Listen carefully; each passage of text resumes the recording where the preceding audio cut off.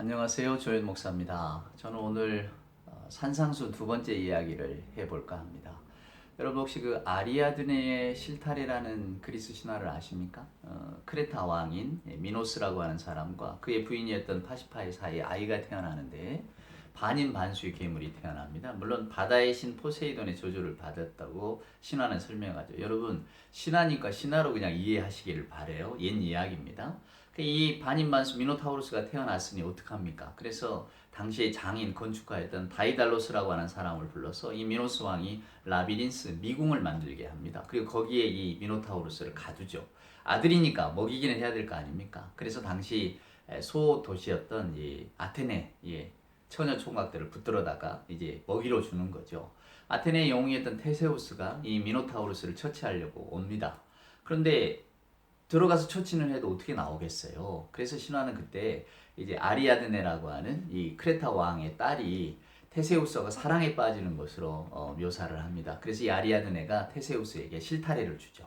이걸 이렇게 풀고 가서 죽이고 미궁을 빠져나오면 된다고. 지금 저희들이 생각하면요, 뭐 왜 그 생각을 못했을까 하지만 옛 이야기는 그런 식으로 미궁을 빠져나오는 어떤 방법을 들려줍니다.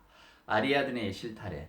저는 아마 이 산상수훈에 제가 드리는 말씀이 여러분들에게 이 아리아드네의 실타래가 되지 않을까 그런 실은 기대를 갖습니다. 우리가 늘 산상수훈을 명쾌하게 알아듣지 못하고 이해하지 못하는 것이 언제나 우리들의 시선에서 이 산상수훈을 이해하려고 하기 때문에, 즉 현실의 삶을 바탕을 두고 이것을 바라보려고 하니까 자꾸 인간론적으로 해석이 되어지는 겁니다. 그래서 마치 인간의 삶의 조건, 인간의 감정에 호소해서 산상수훈을 이해하고 말씀드리는 부분은 많은데, 저는 첫 시간에 말했던 것처럼 이미 예수님께서 이 말씀은 산에 올라가서 제자들에게 주시는 말씀이에요. 무리들에게 주시는 말씀이 아닙니다. 성경을 읽어보면 특별히 복음서는 제자와 무리를 구분하고 있는 것을 알 수 있어요. 그럼 제자들은 무엇입니까? 하나님의 종말론적인 세상이 이미 시작됐다는 것, 즉 하나님께서 이미 우리 곁에 오셨다는 것을 인정하고 받아들이는 사람들입니다. 예수께서 제자들을 부르셨잖아요. 그럼 그 불렀다고 하는 것은 현실의 삶 가운데서 하나님의 세계로 옮겨왔다는 뜻이거든요. 그러니까 하나님의 세계가 이루어진 것을 보고 기뻐하는 사람들이 되었다는 겁니다. 제자의 진정한 의미는 이런 것입니다. 우리가 예수님의 제자가 돼서 세상에서도 잘 살고 하나님께도 좀 충성하는 사람이 되자, 이게 제자가 되는 게 아닙니다. 제자는 일상의 삶과는 전혀 다른 차원의 삶을 바라보게 된 사람을 말하는 겁니다. 독일의 철학자, 우리 제독 독일 철학자가 말했던 것처럼 이제 우리는 그저 뭐 피로 사회니 뭐 이런 사회 이야기했잖아요. 즉 하나님의 세계, 제자들의 삶은 인간의 삶과는 대조되는 삶인 거죠. 그래서 대조 사회이고, 그러니까 인간적인 삶을 살려고 하는 사람들이 박해할 수밖에 없는 겁니다. 전혀 다른 이야기를 하고 있으니까. 그래서 여러분 어쩌면 제자가 된다는 것은 좀 무서운 일이기도 합니다. 우리가 가치를 두고 또 소망을 두고 기쁨의 근원으로 여겼던 세상의 일에서 한 발짝 떨어져야 되는 일이기 때문이니까요. 근데 그 제자의 길로 주님이 우리를 부르시잖아요. 그래서 그 제자의 길로 들어선 사람에게는 이런 복이 있다고 선포하시는 것이 팔복이기 때문에, 어쩌면 이 팔복은 예수님의 첫 설교이자 어쩌면 마지막을 가리키는 설교일지도 모릅니다. 그래서 무시무시한 거죠. 저희들이 그래서 팔복을 그냥 듣기 좋으라고, 또 누구나 다 듣기에 맞다, 예수님의 팔복 선언이 저러저러한 말씀이 있어서 나는 비록 교회도 안 다니고 예수도 안 믿지만 나는 그 팔복 선언은 참 좋더라, 이렇게 이야기할 수 있는 성질의 것이 아닙니다. 이것은 반드시 하나님의 세계 속으로 들어와야만 느낄 수 있는 복이 되어지는 겁니다. 그래서 여러분 이제 다섯 번째 복부터 말씀을 드리자면, 오늘 첫 번째 말씀은 긍휼히 여기는 자가 복이 있대잖아요. 자, 긍휼히 여기는 자는 어떤 자일까요? 하나님의 마음을 닮은 자입니다. 하나님의 마음을 갖게 되면 모두를 다 긍휼히 여기게 되는 거죠. 성경이 말하고 있잖아요. 하나님께서 우리를 불쌍하게 여기셨다, 가련하게 여기셨다. 요한복음에서는 하나님이 세상을 이처럼 사랑하사 이렇게 표현이 되어 있는데, 사랑의 근본은 긍휼히 여기는 마음입니다. 사랑하는 여러분, 그래서 하나님께서 우리를 긍휼히 여기셨기 때문에 우리를 구원하시려고 직접 육신의 몸을 입고 이 땅에 오시는 것이죠. 그러면 그의 제자된 우리들은 어떻게 돼야 되겠습니까? 그리스도의 제자된 우리들은 당연히 그리스도를 따라서 사람을 경쟁의 대상이나 혹은 도구의 대상이 아니라, 내가 이겨먹어야 할 대상이 아니라 그저 긍휼히 여기는 대상으로 바라볼 수밖에 없는 거죠. 그 마음에 복이 있다고. 그리고 제자가 되는 사람은 이제 마땅히 긍휼히 여길 줄 알고 긍휼히 여김을 받는 복을 기뻐할 줄 알아야 된다고 우리 주님이 선포하고 계시는 거죠. 그 다음 복이 뭡니까? 청결한 자입니다. 여러분, 청결이라고 하는 자가 그저 이렇게 깨끗하게 한다는 의미가 아닙니다. 마음이 청결하다는 것, 청결이라고 하는 의미는 제의적인 청결입니다. 옛적 제사장들이 하나님 앞에 제사를 올릴 때 청결하게 하잖아요. 근데 그것은 물론 겉모양을 깨끗하게 하고 정돈하는 것도 마찬가지입니다만은 먼저 마음이 청결해야 되지 않겠습니까? 그 의미를 갖고 있습니다. 그러니까 청결하다는 것은 마음이 청결한 사람, 이미 하나님 앞에 제의를 준비하면서 그 자신을 깨끗게 하는 사람이라고 하는 뜻이 들어 있습니다. 그런 사람은 당연히 하나님을 보게 되지 않겠습니까? 세상의 어떤 그 진토라고 하죠. 예, 그런 먼지들을 걷어내고 세속으로 헝클어진 머리를 이렇게 단정히 하고 하나님 앞에 나가는 자, 하나님을 볼 수 있는 복이 당연히 주어지는 거죠. 자, 그런 자가 무엇을 할 수 있겠습니까? 그런 자는 결국 평화를 위해 일한다는 겁니다. 여러분, 우리가 쓰고 있는 이 평화라는 말은 무엇일까요? 흔히들 팍스 로마나 로마의 어떤 권세 아래, 로마의 힘 아래에서의 평화를 말합니다. 팍스, 이 피스라는 말인데 결국 서양이 말하는 우리가 알고 있는 평화라고 하는 것은 어떤 무력, 큰 힘 앞에서 작은 힘들이 꼼짝 못하는 그런 평화를 말합니다. 전쟁이 그친 상태라는 거죠. 왜냐하면 큰 힘이 있기 때문에 전쟁이 끝나는 거 아니겠습니까? 전쟁에 시달린 예적 사람들에게는 아마 이것이 진정한 평화롭다라고 느낄 수 있겠죠. 그래서 한자 이 평자도 보면 말입니다, 여러분. 이게 그 무기간자거든요. 무기간자의 양쪽 옆에 점이 찍혔다는 것은 무기를 든 자가 치우치지 않았다는 뜻입니다. 그러니까 결국은 전쟁을 그치고 그 싸움이 끝나는 것을 말하는 것이죠. 그러니까 결국 옛적 중국 사람들도 또 서양의 사람들도 평화라고 하는 것은 전쟁이 끝난 상태. 근데 어떤 분은 또 이 평화의 의미가 불교에서 온 말이라고 하더라고요. 이제 불교는 모든 걸 이원론적으로 보잖아요. 성과 속으로 보기도 하고 또 그래서 뭐 이렇게 악과 선으로 보고 또 인과론이 나오잖아요. 원인과 결과 이렇게 딱 나눠지는 것인데 결국 이 평화도 전쟁이 없어진 상태, 전쟁이 그친 상태를 결국은 평화라고 한다. 전쟁 아니면 인간의 삶은 전쟁 아니면 전쟁이 없는 상태를 말한다는 거죠. 이게 결국 평화라고 하는 의미는 어떤 그 전쟁을 안 하는 상태를 말하는 겁니다. 근데 여러분 우리가 말하는 평화라고 하는 말, 히브리 말의 평화가 뭡니까? 샬롬 아니에요. 샬롬이라고 하는 것은 하나님과 인간, 인간과 인간, 인간과 자연 사이의 모든 것이 다 해결되는 겁니다. 평화롭게 되는 거예요. 사랑하는 여러분.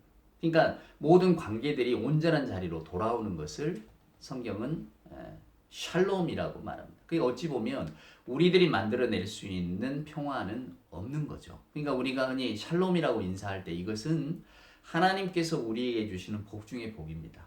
하나님이 우리를 찾아오셨기 때문에 하나님과 우리 사이가 회복이 되어지는 거고 하나님과 우리 사이가 회복이 되어졌기 때문에 인간과 인간 사이 또 인간과 우리를 둘러싸고 있는 자연과의 사이가 회복이 되어지는 겁니다. 옛적에 하나님의 원래의 창조의 세계로 이것을 히브리 성경, 즉 우리가 보는 구약 성경의 사람들 또 히브리적인 어법에서는 사랑하는 여러분 이것을 샬롬이라고 보는 겁니다.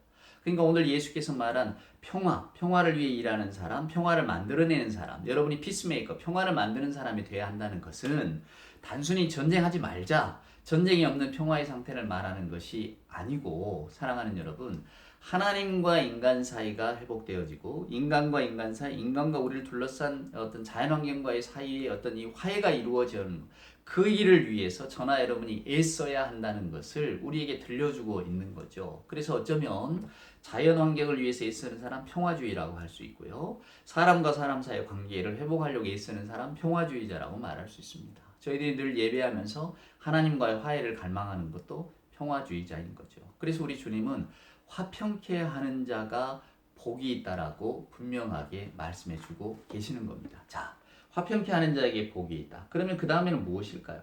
의를 위하여 박해를 받는 자가 복이 있다. 여러분, 의가 2번이나 나온다는 사실을 꼭 명심하시길 바랍니다.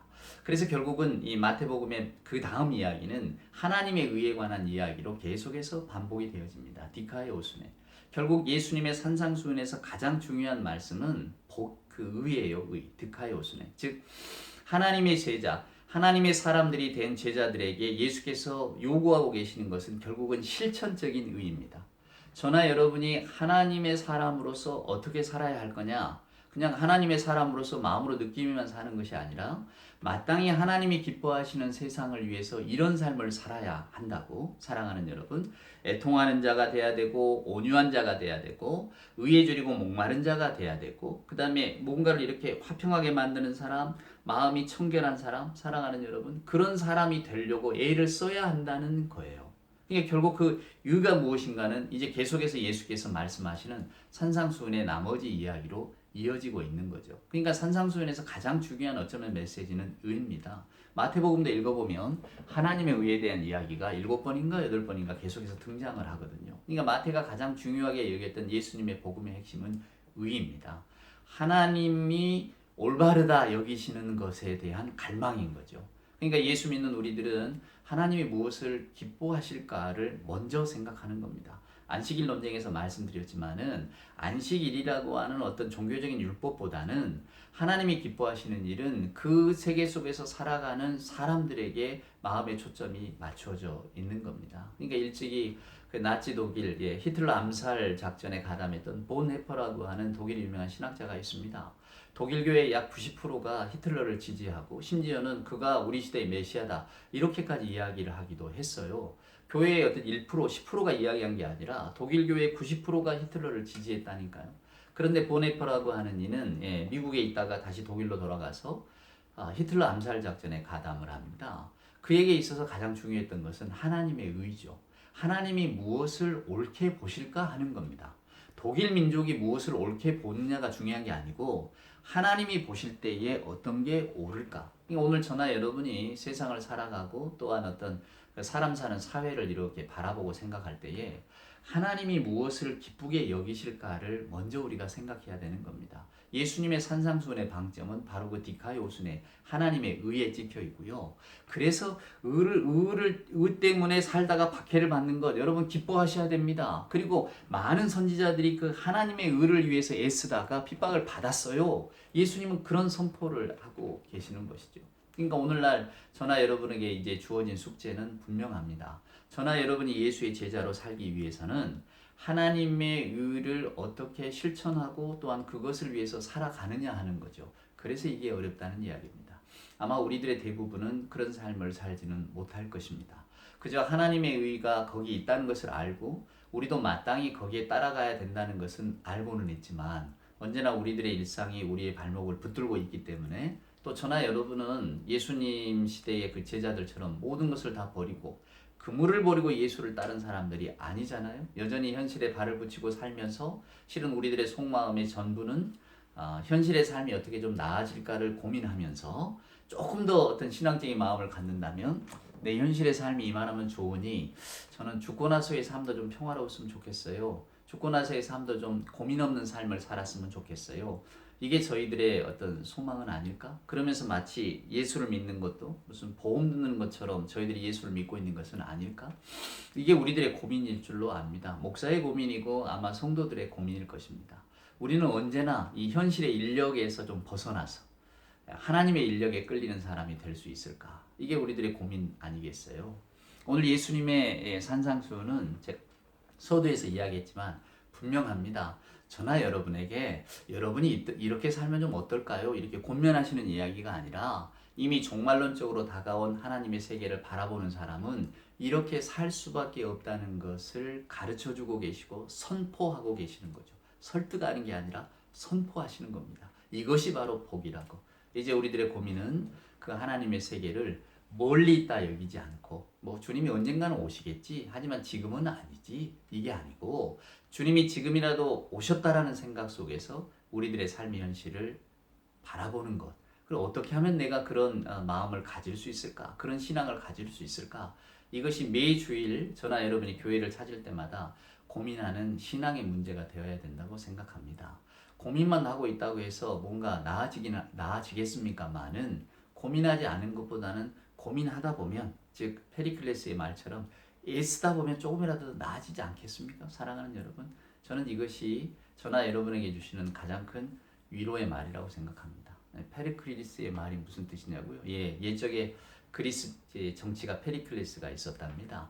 그래서 그가 이제 어떻게 하면 시민들의 마음을 끌까 하고 뭔가 이렇게 좀 선한 정치인처럼 보였겠죠.